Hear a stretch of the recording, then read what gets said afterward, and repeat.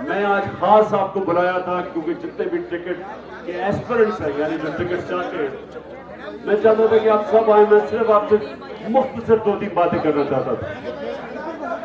सबसे पहले अगर आप सारे बैठ जाए ना, वो पीछे देख लेंगे, वो बाहर देख लेंगे, बैठ जाए,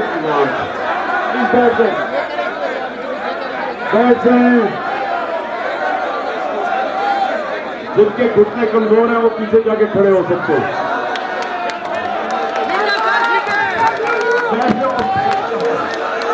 बैठ जाओ प्लीज, बैठ जाओ, बैठ जाओ, बस बस। अच्छा जी, सुने जरा मेरी बात। खामोशी खामोशी, अब सुने। देखिए, मैंने आज आप सबको दावत इस वजह से दी कि ये पाकिस्तान की तारीख का सबसे अहम इलेक्शन है। ये फैसला कुन वक्त है पाकिस्तान में। सारी पाकिस्तान की पॉलिटिकल पार्टीज एक तरफ, तहरीक इंसाफ एक तरफ। उनके साथ बदकिस्मती से इस वक्त एस्टेब्लिशमेंट भी है, लेकिन हमें उम्मीद है कि उनको अकल आ जाए और वो अवाम के साथ खड़ी हो।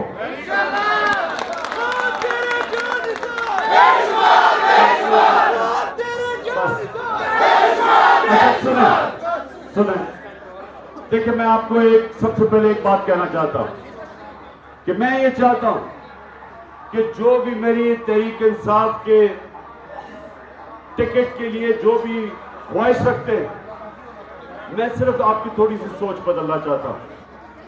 मैं ये नहीं चाहता कि जिस तरह इस मुल्क की 70 साल तारीख में जब भी जो ज्यादातर 95% लोग इलेक्शन वो लड़ने आते हैं जो ये समझते हैं कि एमपी या एमएनए बन के उनके में कोई इज्जत का इजाफा हो जाएगा, वो शायद पैसे ज्यादा बना लें, उनका अपने हल्के में टैका हो जाएगा, डीसी भी बात सुनेगा, थानेदार भी सुनेगा, या पटवारी भी सुनेगा।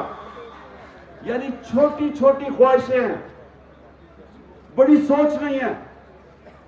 इस वजह से हमारा मुल्क का यह हाल है कि अगर जो इलेक्शन जीत के असेंबली में बैठता है उसको पाकिस्तान की फिक्र ही नहीं है। सिर्फ उसका एक मकसद है कि मेरे लिए क्या है, क्या मैं अपने हल्के में अपने काम करवा सकता हूं, जायज और नाजायज, क्या मुखालफिन के खिलाफ पर्चे करवा सकता हूं। यानी हमारी सियासत वहां आके रुक जाती है। वो समझते नहीं है कि सियासतदान सारी दुनिया में एक तरफ गालियां निकालते हैं लोग, और दूसरी तरफ सारे अल्लाह के पैगंबर लीडर थे। सियासत इबादत भी बन जाती है। जब आप असेंबली में आके आपको अगर लोग इलेक्ट करते हैं, जब आपको टिकट मिल जाता है, तो आपको एक लीडर बनने का मौका मिल जाता है।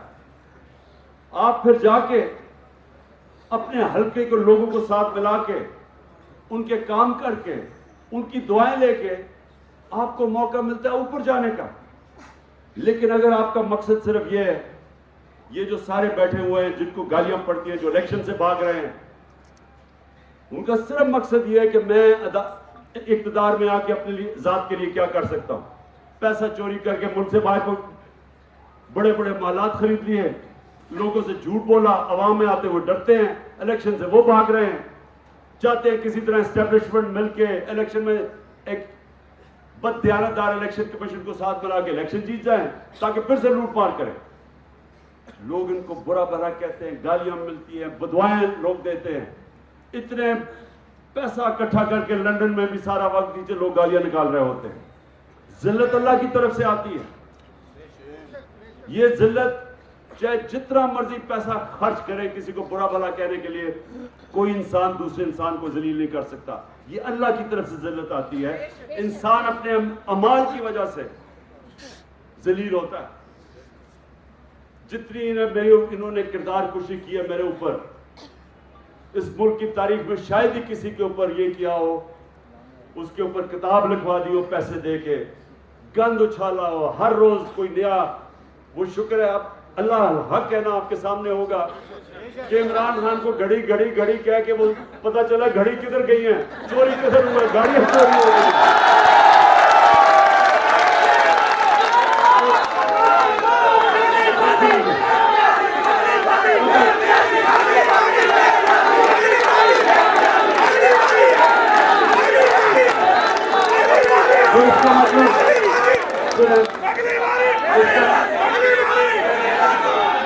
तो इसका मतलब इसका मतलब ये कि कोई भी इंसान आपको जलील नहीं कर सकता। इंसान अपने अमाल की वजह से अपने आप को तबाह करता है। तो इसलिए मैं आप सबको एक पहले बात करना चाहता हूं कि आपने अगर पाकिस्तान को इस दलदल से निकालना है तो जब भी अल्लाह आपको मौका देगा, जिन जिन को मौका देगा, आपने इस बार एक नई सोच लेके आनी है। यानी बड़ा इंसान, सुने, बड़ा इंसान वो है जिसकी बड़ी सोच है। आज आपके मुल्क में सबसे बड़ा लीडर कौन है? कायदे आजम। और क्यों है? क्योंकि कायदे आजम अपने लिए नहीं उन्होंने पाकिस्तान बनाया। जब उनको पता था कि वो कैंसर से मर रहे हैं, अपने डॉक्टर को किसी को बताने नहीं दिया कि शायद अगर दुश्मनों को पता चल जाए तो वो डिले कर दे और शायद पाकिस्तान ना बने। ये कमिटमेंट थी। बीमार थे, मीटिंग में बैठते थे, पता नहीं चलने देते थे, क्योंकि अपने लिए नहीं कर रहे थे। इसलिए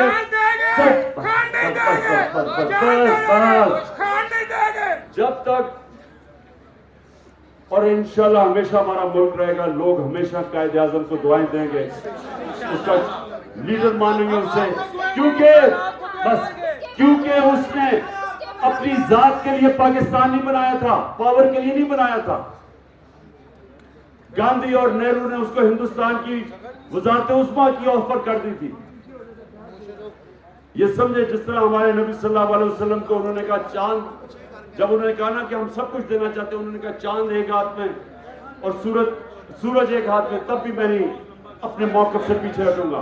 उसी तरह कायदे आजम ने, उन्होंने कहा हम कभी पाकिस्तान के से पीछे नहीं हटेंगे, और इसीलिए आज तक हम उनसे प्यार करते हैं।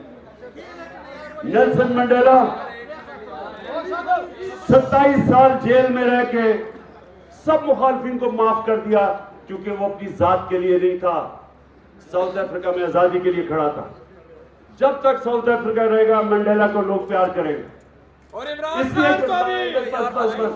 इसलिए मैं आप सबको, देखें, आप सब जब टिकट मांगते हैं, आप लीडर बनना चाहते हैं, असल में ये आप कह रहे हैं कि हम अपने हल्के का लीडर बनना चाहते हैं, तो लीडर की सोच रखे। पहले सोच उस दुनिया के लीडर की समझे जिससे ना कभी आया ना कभी आ सकता। जब उन्होंने आखिरी खुतबा दिया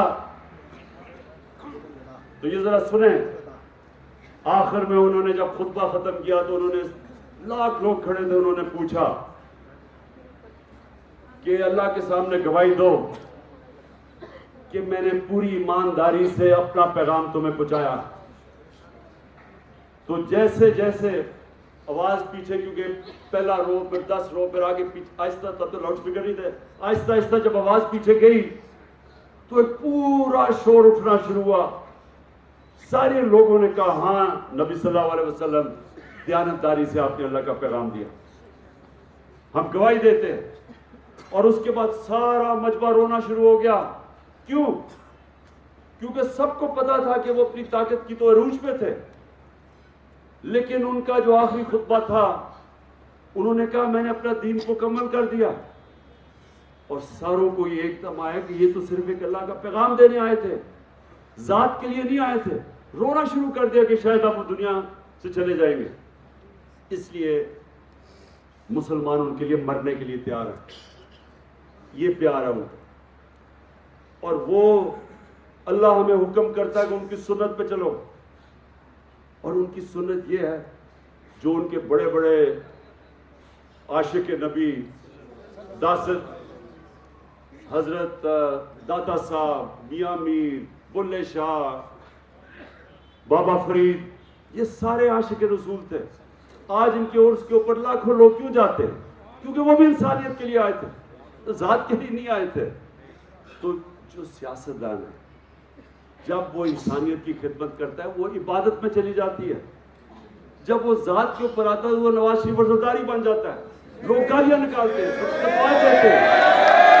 तो आपने अच्छा, मैं आपको ये वादा, क्योंकि मैं अल्लाह से ज्यादा मुझे खौफ है, मैंने इस बार सारे टिकट आपको मैंने देने हैं।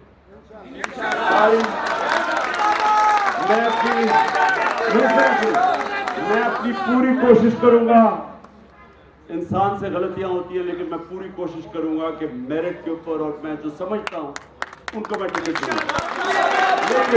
लेकिन मैं इंटरव्यू भी आपको करूंगा भी, लेकिन मैं सिर्फ आपको ये कहना चाहता हूं, जिनको नहीं मिले टिकट, मैं आज आपको सिर्फ ये कहना चाहता हूं, आपने हमारे जिहाद का हिस्सा बनते रहना। आपने ये नहीं कि जी मैं खड़ा हो जाऊं, आपने अपने आप को शिकस्त नहीं देनी। क्योंकि अब मैं आपको बता दूं, कोई जमात अब तहरीक इंसाफ को इंशाल्लाह नहीं हरा सकती।